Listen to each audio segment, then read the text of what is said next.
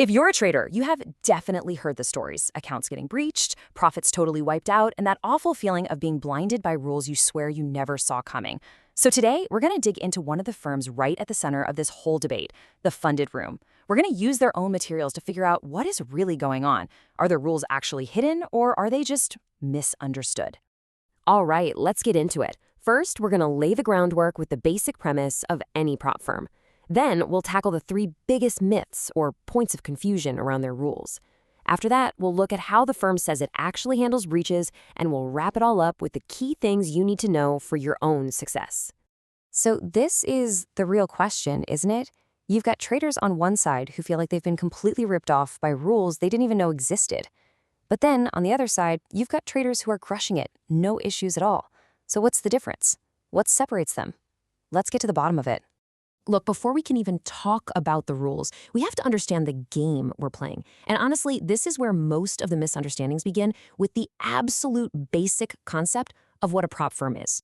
This quote really cuts right to the heart of it. A prop firm isn't just handing you a pile of cash to play with. It's an evaluation. It's a test. And the test isn't just, hey, can you make money? It's, can you make money our way, playing inside their sandbox with their rules? And this is absolutely crucial. Just because you see a positive number, a profit, in your account, that doesn't automatically mean it's yours for the taking. If you made that money by breaking the rules you agree to, the firm sees that profit as illegitimate. Okay, so let's jump into the first big myth, the rule against hedging. A lot of traders felt this rule just appeared out of thin air, but according to the firm, it was there from day one. So what even is hedging in this context? Well, put simply, it's placing a bet on both sides to eliminate risk. Think about it. You buy gold in one of your accounts, and at the same time, you sell gold in another one. You've essentially canceled out any real market exposure, which totally defeats the purpose of proving you can trade. The firm's position on this is really direct. They're basically saying, hey, this rule was public knowledge from the very beginning. From their point of view, if an account got breached for hedging, it wasn't a problem with the platform, it was a problem with the trader not following the guidelines they signed up for. And this is actually pretty interesting. Instead of just penalizing people, the firm says they built a tech solution. Their system will now supposedly block you from opening that opposing trade, making it pretty much impossible to hedge, even by accident. All right, on to the second so-called hidden rule that, according to the firm, was never hidden at all, the ban on high-frequency trading, or HFT. Now, HFT isn't just you clicking your mouse really, really fast. We're talking about using powerful computer programs and complex algorithms to fire off tons of trades in milliseconds. And just like with hedging, the firm's stance is that this was never allowed, and they were clear about it on their website right from the start. So the main takeaway here, again, comes down to personal accountability. The message from the firm is the information was available. It was up to you, the trader, to know what we consider HFT and to make sure you weren't doing it. And now for our third and final myth. This one is all about arbitrage, sometimes called tick scalping. And this became a huge issue, partly because of how the platform itself is designed. So what is this strategy exactly? Well, prop firm platforms often have a tiny data delay, a latency of maybe 2 or 3 seconds. Arbitrage is when a trader watches the real-time market data, sees a price move, and then quickly makes a trade on the platform to profit from that small delay. You're not trading the market, you're trading the system's lag.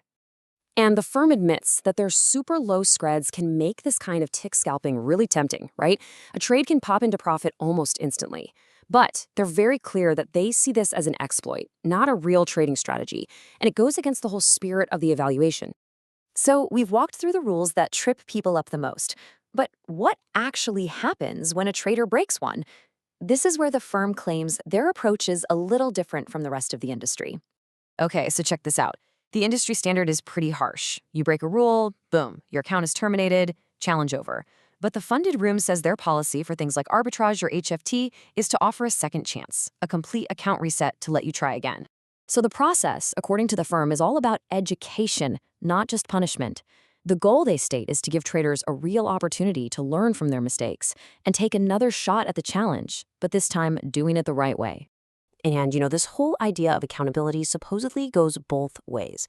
According to the source, when the firm itself messed up, like during a big security breach just 2 days after they launched, they took 100% responsibility for the ghost orders that started popping up in traders' accounts.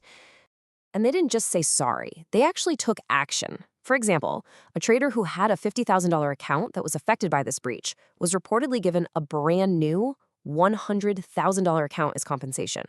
That's a pretty significant gesture. So, we have gone through the rules, the myths, and the firm's own policies.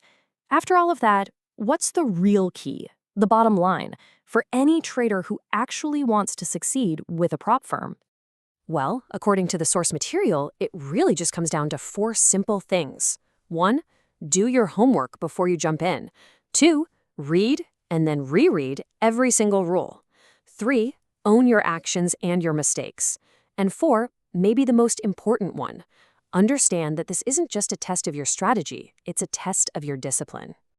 And that really is the final question you have to ask yourself, isn't it? Because the line between a disciplined, rule-based trader and someone who's just gambling can be razor thin. And knowing which side of that line you're on, well, that's the real key to making it in the world of prop trading.